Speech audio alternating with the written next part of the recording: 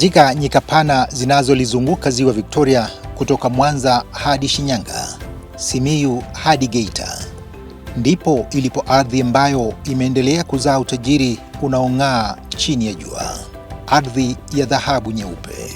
Kwa vizazi vingi, pamba imekuwa kama mapigo ya moyo kwa maisha ya watu wa kanda ya ziwa. Lakini simulizi yake haikuanza jana, ilianza zamani, katika enzi ambazo jembe la mkono lilikuwa zana kuu. Kufikia miaka ya 1970 hadi 1980, kilimo cha pamba kiligeuka kuwa uti wa mgongo wa uchumi wa kanda ya ziwa, ikichangia zaidi ya 70% ya pamba yote nchini. Kuanzia ujenzi wa makazi, elimu ya watoto, hadi kukua kwa biashara, maisha ya watu yaliandikwa na nyuzi za pamba. Na leo safari hii inaendelea, ikiwa imebeba sura mpya iliyojaa maarifa, teknolojia na nguvu ya kizazi kipya cha wakulima.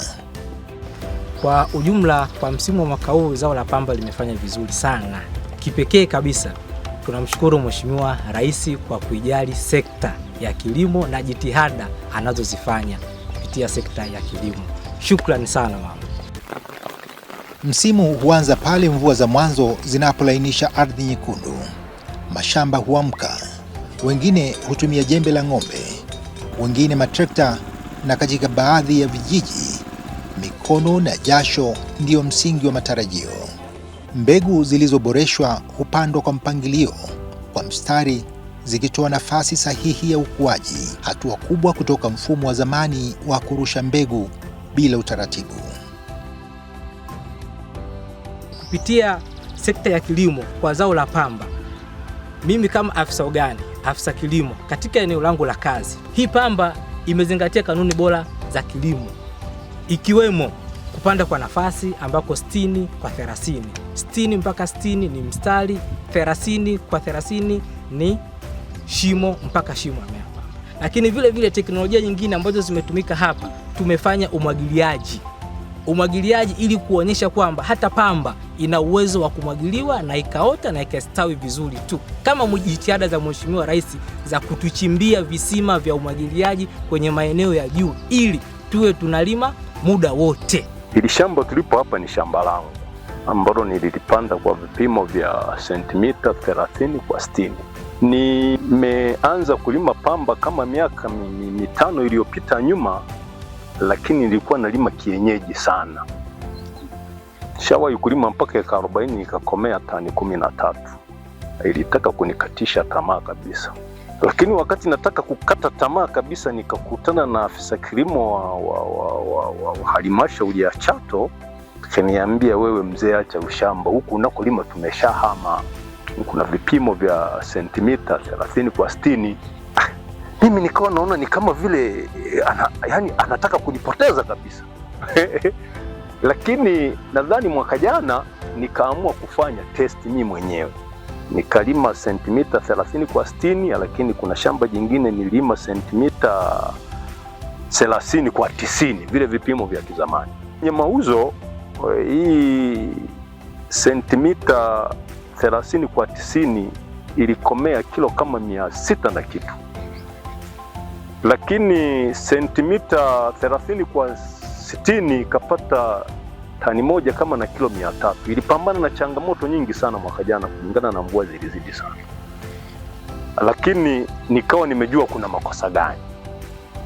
Mwaka huu nikalima ekari moja kwa vipimo hivyo hivyo, na nina hakika imefanya vizuri. Nadhani malengo yangu yamekamilika. Nilichokuwa nakitafuta kimekamilika, ya kwamba uzalishaji sio mbaya. Pende kusema kabisa ya kwamba hii teknolojia ya 30 kwa 60 ndiye ukombozi wa mkulima wa pamba, kwa sababu hapa nina miche kama 44,000 na mamia. Kitoa uharibifu inaweza ikabaki kama miche 40,000. Sasa mara vitumba vilivyopo sasa hivi imefunga ni 50, 60, 30. Sasa ukienda kwenye calculator kuna tani kama tani, ukimbilia tani 5. Sasa basi tufanye tani 4 sasa. Yaani malengo yangu yalikuwa tani 4. tani 4 hapa zipo. Hata kama nikauzia shilingi 500 kila kilo na milioni 2.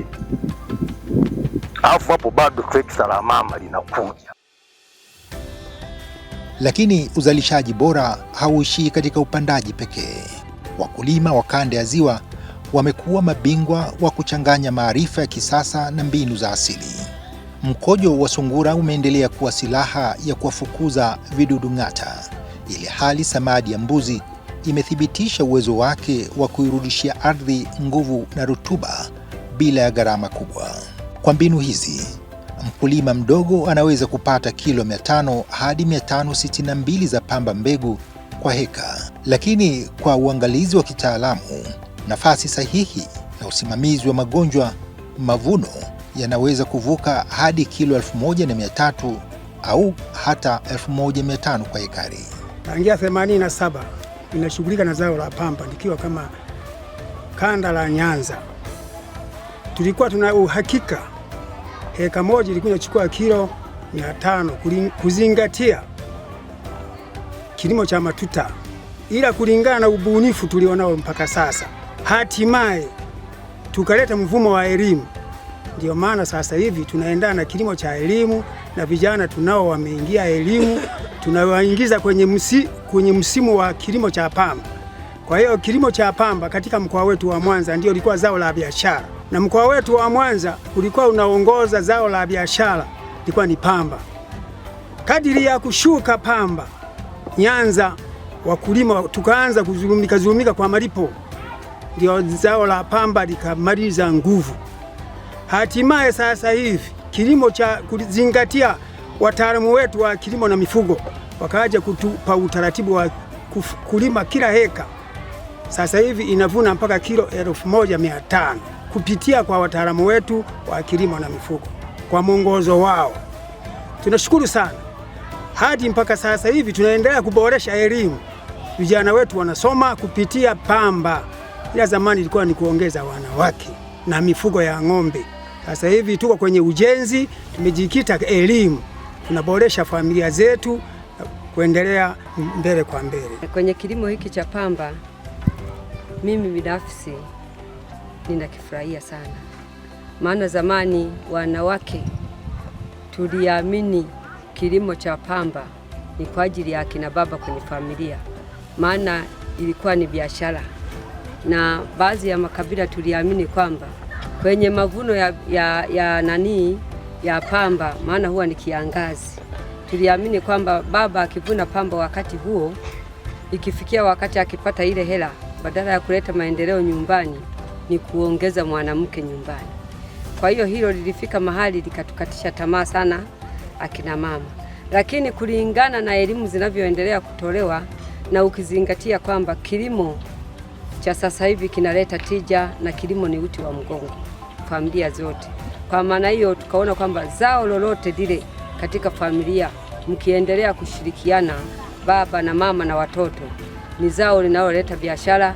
Kwanza itawapa fursa nzuri ya kusomesha watoto, lakini bado mna uwezo wa kukaa kwenye familia mkakubaliana, mkapanga kama ni kujenga mkajenga. Lakini fursa tulionayo kubwa wanawake kwa sasa hivi, ukiwa karibu na baba, kwa kuheshimiana, kuelewana, anaweza akakupa mtaji kutoka kwenye hiyo pamba.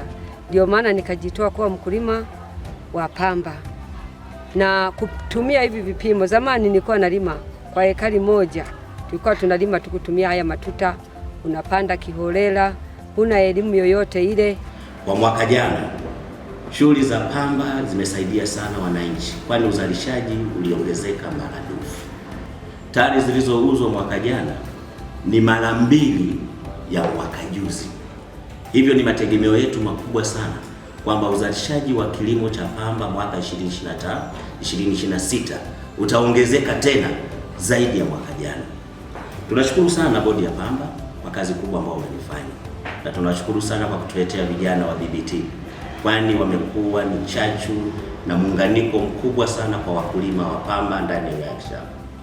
Mwanzoni wakulima wilaya ya Kishapu walikuwa wanalima kwa kumwaga pamba, lakini baada ya kuwapata vijana ambao ni wataalamu wa BBT, kazi yao kubwa wamekuja kuwasaidia wakulima hao, wakaanza kufata sasa kanuni bora za kilimo cha pamba. Wananchi wanalima kwa kujituma na wanavuna kwa kujituma.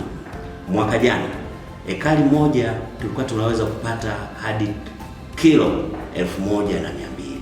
Lakini kabla ya hapo kilimo cha pamba ilikuwa sasa kama vile hakina faida sana kwao. Mtu analima eneo kubwa, alafu unakuta kwamba ekari nzima amepata kilo 100, 150, 200.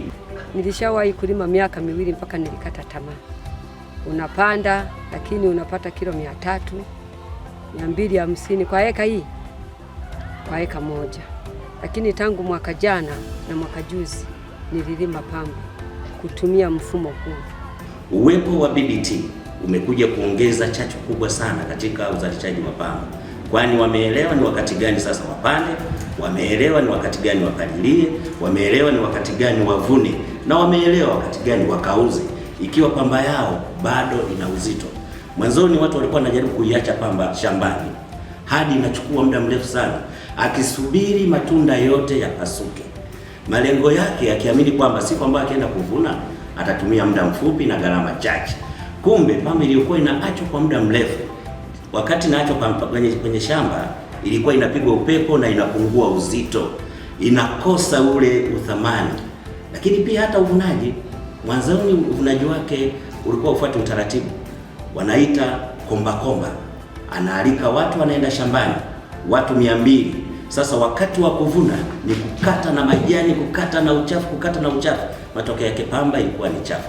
Lakini utaalamu na elimu ambao wameipata, pamba iliyouzwa mwaka 2024, 2025 kwa msimu uliopita ni pamba safi na ilikuwa inaeleweka na imekuwa na tija kubwa sana kwa wananchi. Kwa kweli nimshukuru Mungu kwa sababu ilinipa moyo. Nikajiuliza ni kutokana na hizi mbegu, lakini bado kutokana na hii elimu tunayopanda. Maana kwenye hekari moja unapata kilo 1,500. Hiyo ni hatua kubwa sana kutoka pale ilipokuwa kwenye matuta. Kwa maana hiyo inanipa ule moyo, lakini pia unakuwa na ule moyo ukipanda hivyo, unakuwa na ule moyo kuzingatia kalenda maalum ya kilimo cha nini? Cha pamba. Maana kilimo cha pamba na chenyewe kina kalenda. Wengi tunaamini kwamba ni kilimo kuanzia tarehe 15, tarehe 26 mwezi wa 11 hadi tarehe 15 mwezi wa 12. Hiyo ni pamba nzuri sana.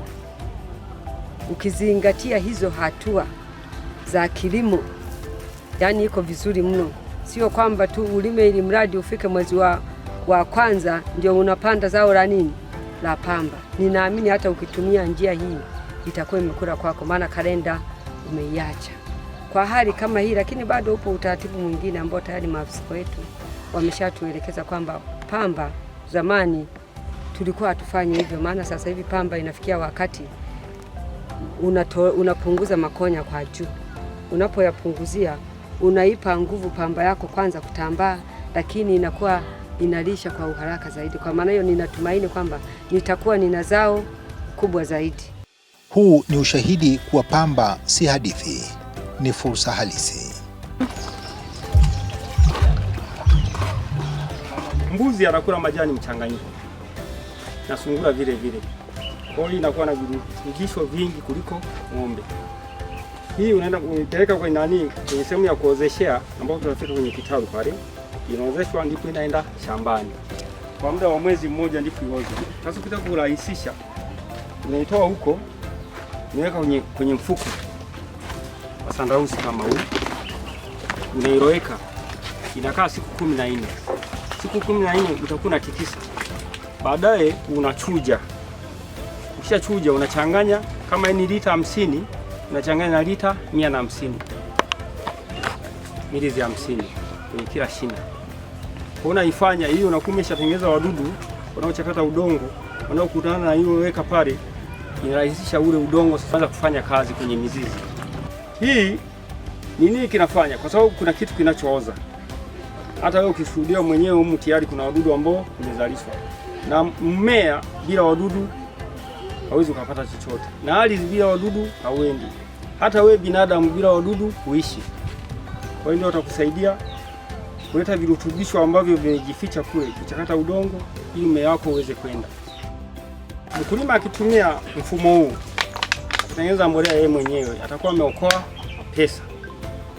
Vile vile hata chosha shamba lake. Shamba litabaki na virutubisho vyote. Na vile atakuwa ametunza mazingira baada ya kuchoma moto. Zamani tulikuwa na ile tabia kwamba mbolea kama hii ya mbuzi. Zamani umri wangu bado kijana nilikuwa na koka moto kutumia hii mbolea. Mvua ikinyesha ile jivu linapelekwa na maji. Upepo ukija linaenda ile jivu. Ndio unakuta ardhi yetu au mashamba yetu hapa Tanzania kwa ujumla yamechoka kwa njia hiyo. Kwa ukitumia mfumo huu utakuwa umelinda kizazi kilichopo na kijacho kwa njia hiyo. Kwa sababu hii iko kwenye mfumo wa kilimo hai. Hii mbolea iliyotengenezwa kwa mfumo huu inaendana na mazingira, kutunza mazingira ili kusaidia vizazi vijavyo na vilivyopo. Huyu mdudu anapopatikana, kisha maliza hii mbolea kuozesha, huyu mdudu anasaidia ule mmea. Yaani tuseme kama kumletea chakula ili zao la pamba. Kuliko kutumia mbolea ya viwandani ambayo inaua mdudu, na hata kama ingempa huyu zao pamba lishe ni kwa muda mfupi. Teknolojia ambazo tumejifunza hapa zingine kutengeneza mbolea hai. Hii mbolea hai kipekee tena tunaishukuru Bodi ya Pamba. Bodi ya Pamba Tanzania kwa kweli ndio mkombozi wa pamba. Kwa sababu inaleta mbegu kwa wakati, inaleta viuatilifu kwa wakati. Hata hii mpaka sasa hivi wakulima si chini ya 300 wamejifunza kupitia DemoProt, ambapo tayari wamebaini wadudu waharibifu wa zao la pamba, magonjwa ya mnyauko na jinsi gani ya teknolojia za pamba zinazoweza kufanya kazi. Hapa wamejifunza kutengeneza mbolea hai, ambapo kipekee msimu wa mwaka jana tumejifunza kutengeneza mbolea hai kupitia Bodi ya Pamba.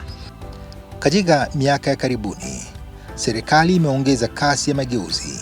Kupitia Wizara ya Kilimo, matrekta, mashine na zana za kisasa zimetolewa kwa vikundi vya wakulima.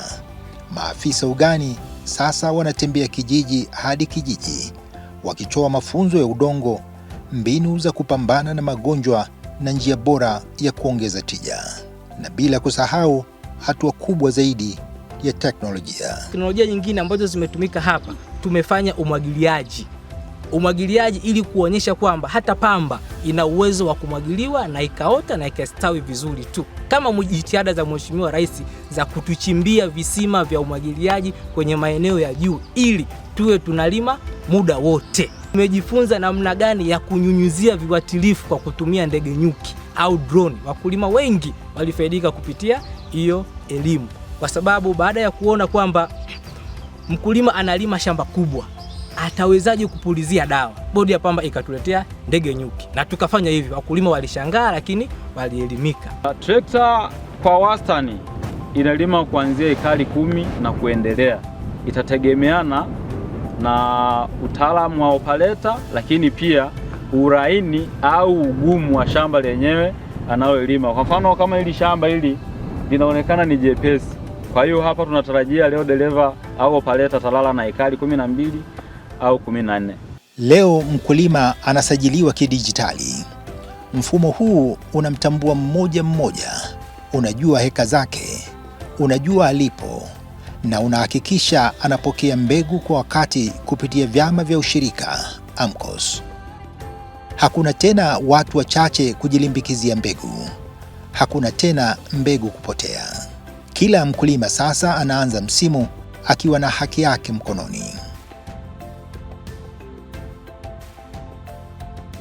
Mfumo wa ugawaji wa mbegu wa kidijitali tunamaanisha kugawa mbegu kupitia mfumo wa kitaalamu, na kila mkulima ajiridhishe kiasi chake anachopokea kupitia kwenye mfumo wa kitaalamu. Maana mfumo wa kitaalamu ukimwingiza namba ya mkulima kwenye mfumo, unakuja namba ya siri ambayo inampa mkulima namba ya ruzuku ya kununulia pembejeo. Ndio naingiza, unamlipa mkulima kiasi cha mbegu anacholima.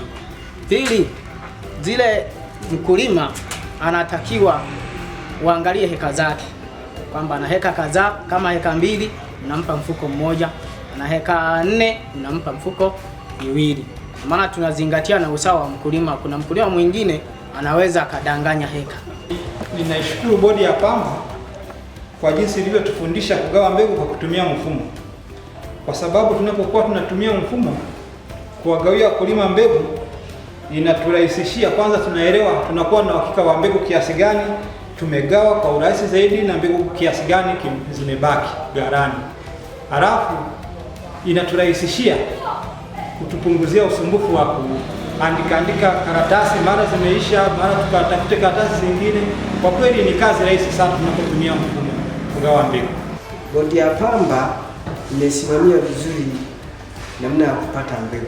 Kwa hiyo tunashukuru sana bodi ya pamba pamoja na serikali ya mama yetu Samia. Kingine ambacho tunashukuru serikali, wametuletea viuatilifu kwa wakati kwa msimu ulioisha. Tumepata viuatilifu vya kutosha pamoja na mabomba na ile tumeletwa ya kutosha, ambacho sasa mimi ninaomba kama mdau wa pamba, ni mkulima na wakilisha wakulima kata Nyang'anyiro, serikali ninaiomba bei ya pamba angalau watufikishie kwenye 2000. Yaani pamba, zoezi la pamba inachukua muda mrefu zaidi ya miezi karibia 6. Hapa tuna mbegu aina ya mbegu ambayo haina manyoya. Ni mbegu ambayo ni nzuri na inazalisha vizuri. Mbegu hii ina uwezo wa kuvuna kwa heka moja, unaweza kupata kilo 2000, akizingatia mkulima kupanda kwa kitaalamu.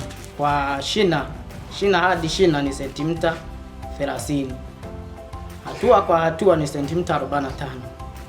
Au mkulima atakaposimamia kile kilimo, basi atakuwa na mavuno mengi. Kadri miezi inavyosonga, mimea hukomaa na mashamba hugeuka kuwa bahari ya dhahabu nyeupe. Hapo shughuli huwa ni moja tu, uvunaji. Uzalishaji wa taifa kwa sasa umefikia takriban tani 283,000, ukikaribia malengo ya kufikia tani 350,000 katika misimu ijayo.